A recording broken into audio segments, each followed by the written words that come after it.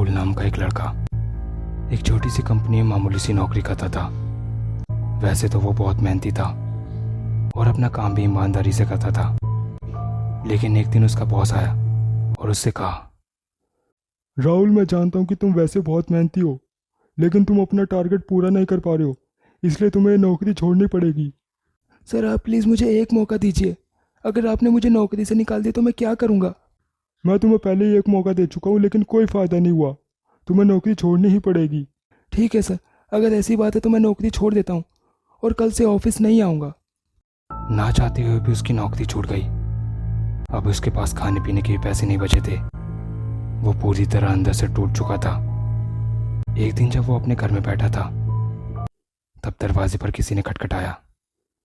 वो जब दरवाजे के पास गया और खोलकर देखा तो उसका पड़ोसी सुनील दरवाजे पर खड़ा था। उसने कहा, यार राहुल, मेरे पास पैसा कमाने का एक बढ़िया रास्ता है। भाई, मेरी हालत तो तू जानता ही है।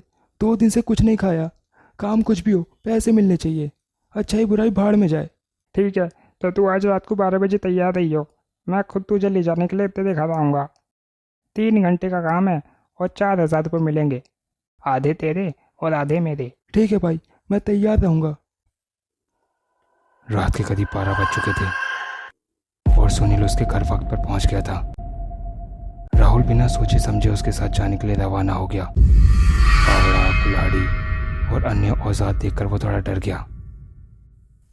उसने हंसते हुए पूछा, भाई, किसी का खून तो नहीं करना है ना? नहीं यार, तू डर मत, मैं हूं ना, कोई लफड़ा नहीं होगा। राहुल ने भी सोचा कि काम कुछ भी हो, उसे तो सिर्फ पैसों से मतलब है, इसलिए उसे पैसों के लिए कुछ भी करना पड़े वो करेगा। थोड़ी देर में सुनील ने रिक्शा एक कब्रिस्तान के पास रोक दिया और फावड़ा कुल्हाड़ी लेकर राहुल को अंदर चलने के लिए कहा। वो सोच रहा था कि कब्रिस्तान में फावड़ा कुल्हाड़ी से वो करेंगे क्या, लेकिन फिर भी वो उसके साथ अंदर चला गया।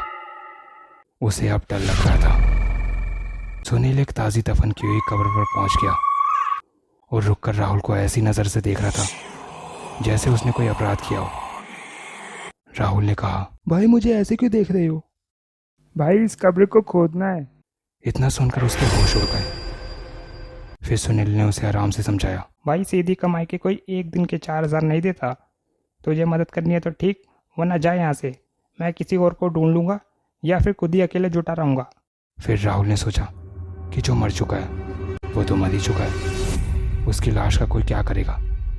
वैसे भी कुछ दिन काम करके पैसे नहीं कमाए तो उसकी लाश भी किसी कटर के पास ही पड़ी होगी।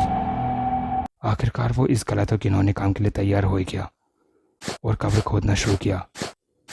बहुत मेहनत करने के बाद उन दोनों ने कब्र खोद दी और लाश को बाहर निकाला। वो एक अधेड़ उम्र की औरत की ताज़ी लाश थी।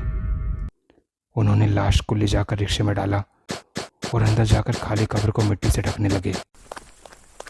फिर वो भागकर रिक्शे के पास गए तो मानो उनकी जान ही निकल गई। उनके रोंगटे खड़े हो चुके थे। उन्होंने देखा कि रिक्शे में से लाश गायब है। राहुल ने सुनील से बोला, भाई यार, चलो यहाँ से जल्दी चलते हैं। ये जगह कुछ ठीक नहीं लग रही। हाँ यार, ये तो कुछ भूत प्रेत का मामला लगता है। सुनील जल्दी से रिक्शा चालू करने लगा, लेकिन उसका रिक्शा स्टार्ट होने का नाम ही नहीं ले रहा था। अचानक से उनकी नज़र कब्रिस्तान में एक कब्र पर बैठी एक मुर्दा औरत पर पड़ी और वो उनकी ओर देखे जा रही थी। अंधेरे में उन्हें साफ तो नहीं दिख रहा था, लेकिन पक्का अंदाजा था कि कब्र पर वही लाल कपड़ों वाली औरत थी जिसे उन्होंने खोद कर निकाला था। वो उन्हें देखकर मुस्कुरा रही थी। वो दोनों पूरी तरह से डरे हुए थे। डर के मारे उनकी धड़कनें तेज हो गई। वो रिक्शा वहीं छोड़कर भाग गए। अगले दिन सुबह होने पर वो दोनों वापस आए तो उन्हें सब कुछ सामान्य दिखाई दे रहा था। वो दोनों रिक्शा खींचकर वापस लाए। राहुल ने कसम खाई कि जिंदगी में भूलकर भी ऐसा घिनौना और गलत काम कभी नहीं करेगा।